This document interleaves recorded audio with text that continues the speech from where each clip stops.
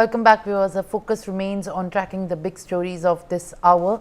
4 workers have lost their lives and the 4 remain missing after an avalanche has struck the temporary Border Roads Organization camp near the highway construction site of the Indo-China border. 500 meters beyond the Mana village is the site where the rescue teams led by the Indian Army and the Indo-Tibetan Border Force retrieved the bodies in the overnight operation, but deep snow and extreme weather, harsh conditions continue to hamper search operations. The avalanche has hit around at 5 a.m. on Friday, trapping several workers. Of the 55 present at the site, 47 were rescued by Saturday afternoon, approximately 36 hours after the disaster. The PRO of the AIIMS Rishikesh has given clarity on the injured people and said that earlier the 5 people were supposed to be brought here, but later only 4 injured people were taken here.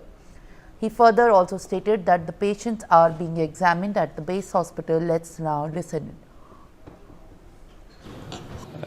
AIIMS Rishikesh में मांडा में हुई दुर्घटना जो हुई उसके परिणाम स्वरूप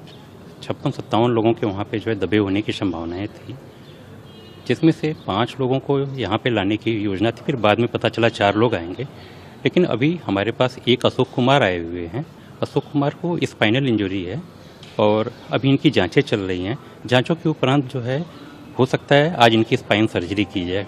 इनके दोनों पैर जो है अभी काम करने वाली अवस्था में नहीं है, उसी कारण जो है इनकी स्पाइन सर्जरी करने का प्लान है।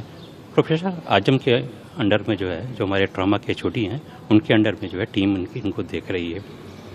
दूसरा, आज के बारे में अगर आप हमसे पूछ रहे हैं तो आज जो है एक पवन कुमार कर को एयरलिफ्ट करने का प्लान हम यहाँ पे है, जो हमें जो है निर्देश प्राप्त हुआ है कि उनको जो है एयरलिफ्ट करना है। उनको जो है पेल्विक इंजरी हुई है। बाकी और पेशेंटों को बेस अस्पताल में ही देखा जा रहा है। सर, बाकी की कहा जाए जो सीरियस केसेस हैं उनको यहाँ लाया जा रहा है। हाँ, जो सीरियस केसेज हैं, जो वहाँ पे जो है मैनेज करने में प्रॉब्लम आ रही है, उनको यहाँ पे लाने की योजना है। डॉक्टर मधुर उनियाल जो है इस चीज़ को देख रहे हैं कि किनको लाना है, क्या। My colleague Bhagwan Singh from Uttarakhand joins me live on the broadcast at this point of time, where 50 workers have been rescued so far, but the hunt for the 4 other who have been missing as the glacier burst resulted into the avalanche that has hit the Mana village has happened, and the rescue teams with all their efforts have continuing their hunt to rescue the trapped BRO workers. Let me also get in a sense of the update from my colleague Bhagwan Singh. भगवान, जिस तरीके से ये पूरा अभी rescue effort जारी है, जो इंडियन आर्मी है और अब उसके साथ तमाम तरीके की जो एजेंसीज हैं जो लगी हुई हैं काफ़ी घंटों से, जब से ये ग्लेशियर बर्स्ट अकर हुआ है, बीआरओ वर्कर्स को सेफगार्ड करने के लिए, क्या लेटेस्ट अपडेट है रेस्क्यू ऑपरेशंस का और किस तरीके से जो रेस्क्यू ऑपरेशन में तेज़ी देखी जा रही है, ताकि जिस तरीके से टाइम भी बढ़ता जा रहा है, जो होप है, जो उम्मीद रहती है, वो भी कम होती दिख सकती है। जी बिल्कुल, मैं आपको बता दूं, जिस तरह से आपने कहा कि समय काफी हो चुका है, हालांकि अभी तक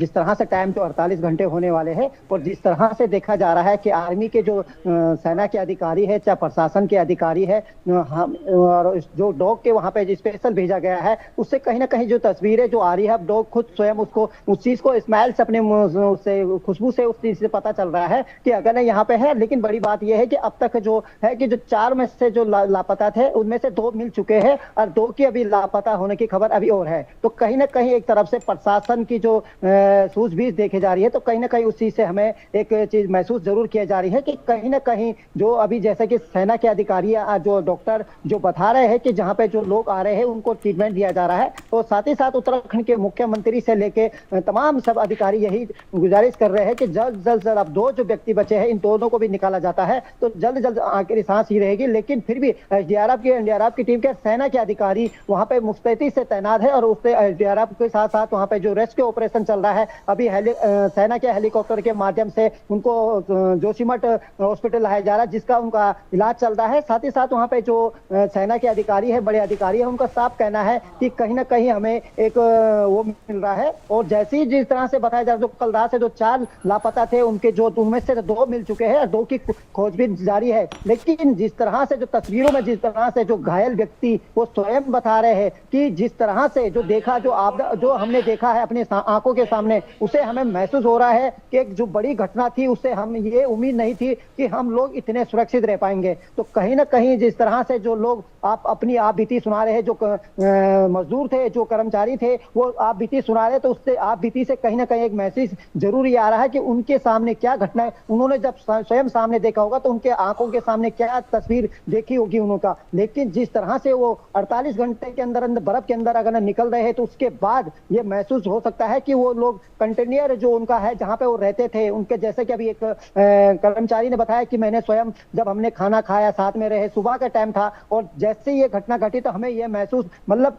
पल भर का सेकंड नहीं लगा हमें जो इधर आए। लेकिन क्योंकि वो जगह ऐसी थी कि जहां बर्फबारी है और 8 फीट बर्फबारी है, क्योंकि उत्तराखंड के मुख्यमंत्री पुष्कर सिंह धामी जब गए, स्वयं वहां पे गए हैं, तो उस चीज को देखा उन्होंने कि किस तरह से वो स्वयं उस चीज को उन्होंने जायजा लिया और बताया कि मैं खुद वहां पे गया तो 8 फीट का 9 फीट का जो बर्फबारी, जो उत्तराखंड के मुख्यमंत्री का कहना है। तो कहीं ना कहीं इससे साफ लगता है कि जो एक घटना घटी है, ये घटना बहुत बड़ी घटना थी। और वही बात करूं मैं तो विपक्ष का अब ये आरोप है कि जो